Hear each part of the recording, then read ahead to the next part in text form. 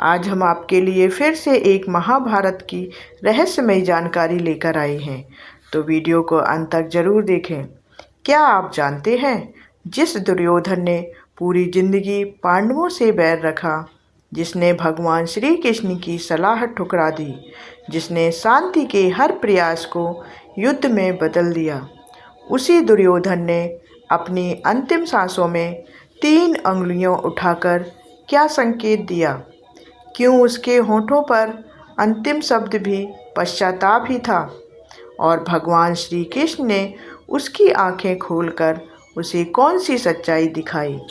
इस वीडियो में जानिए महाभारत की वो अनसुनी कथा, जहां मृत्यु से पहले दुर्योधन ने खुद किया अपने पापों का स्वीकार और श्री कृष्ण ने बताया अधर्म का अंत तय है, चाहे राजा हो या रंक।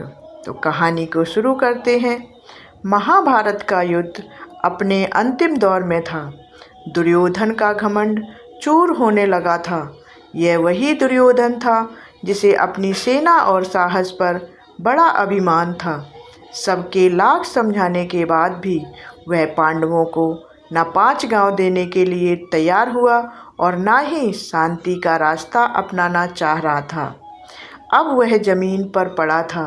महाबली भीम के गदा के वार ने उसे बुरी तरह घायल कर दिया था और वह अपनी अंतिम सांसें गिन रहा था।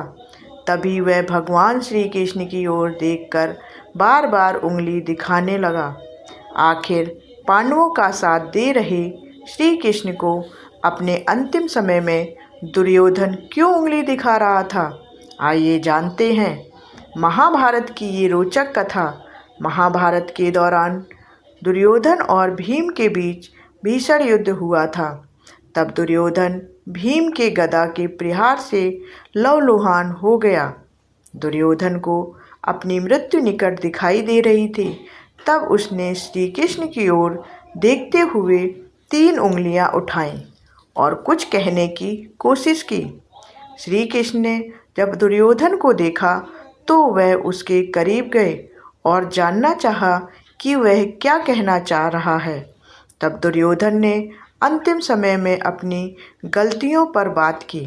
दुर्योधन ने श्री कृष्ण से कहा कि उसने महाभारत के दौरान 3 गलतियां की हैं। यही वजह है कि वह युद्ध में विजय श्री हासिल नहीं कर सका और अब खुद अपनी जीवन नैया डूबते हुए देख रहा है।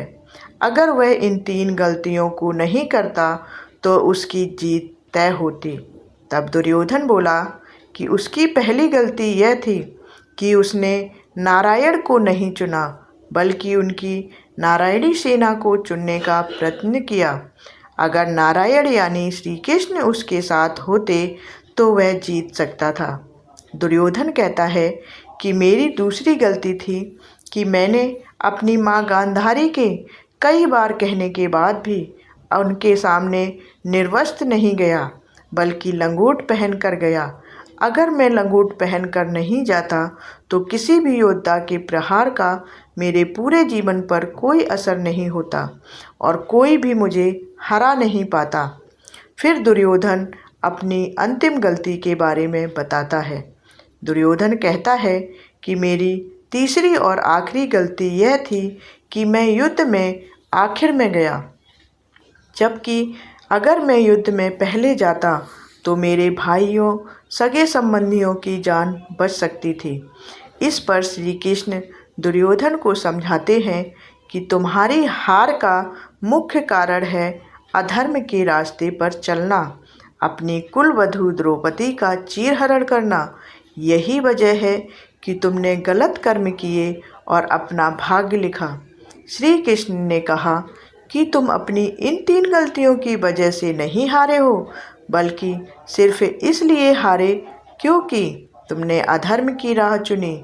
इस प्रकार अंत समय में दुर्योधन को अपनी सही गलती समझ में आई और इस प्रकार जिस दुर्योधन ने जीवन भर धर्म का विरोध किया, अपने ही कुल की बहू का अपमान किया, श्री कृष्ण की बातों को नज़रअंदाज किया, उसने अंतिम समय में जाना कि विजय न सेना से मिलती है, न बल से, बल्कि धर्म से मिलती है। श्री कृष्ण ने कहा, तुम्हारी हार 3 गलतियों से नहीं हुई। तुम्हारी हार उस दिन तय हो गई थी जिस दिन तुमने अधर्म को अपनाया और स्त्री का अपमान किया। यही है महाभारत का अमर सत्य। धर्म की रक्षा के लिए भगवान स्वयं अवतरित होते हैं। अगर आपको ये कथा ज्ञानवर्धक और प्रेरणादायक लगी हो तो वीडियो को लाइक करें, कमेंट में बताएं कि आपकी क्या राय है दुर्योधन के पश्चाताप को लेकर, और चैनल को सब्सक्राइब करना ना भूलें ताकि ऐसी ही पौराणिक कथाएं आप तक लगातार पहुंचती रहें। धन्यवाद।